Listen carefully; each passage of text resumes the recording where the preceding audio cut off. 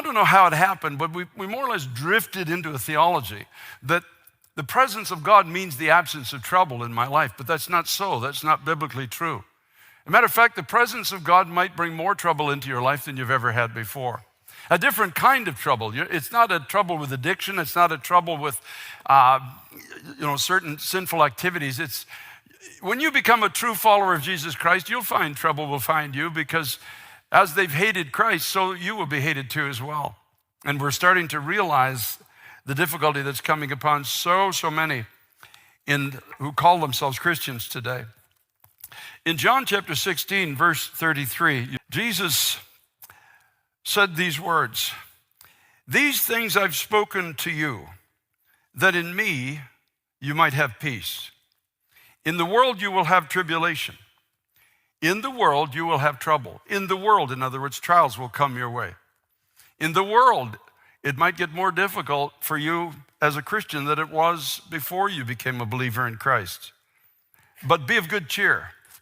I have overcome the world.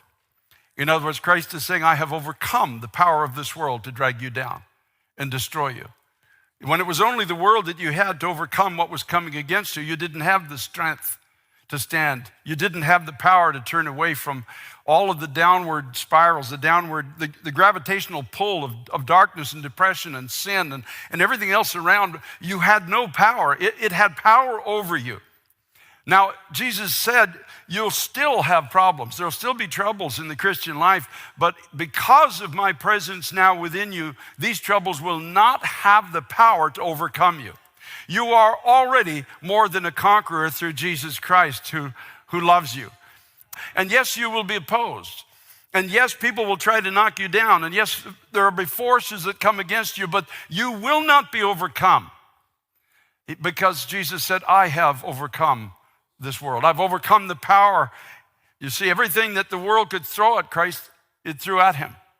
Every form of violence and persecution, depression, accusation, mockery, everything the world had, it threw at Jesus Christ. And yet he defeated all of it and rose by the power of God out of the grave on the third day and took us with him to the right hand of God, where we sit now, according to the book of Ephesians, at the right hand of God in Christ Jesus, fully received by God, fully victorious, fully loved. We can't add 1 ounce to the love of God. And so this world can throw at me whatever it wants to, but it will not take me down because I have the risen Christ inside this earthen body. I am more than a conqueror through Jesus Christ. I have the victory that was won on the cross of Calvary 2,000 years ago.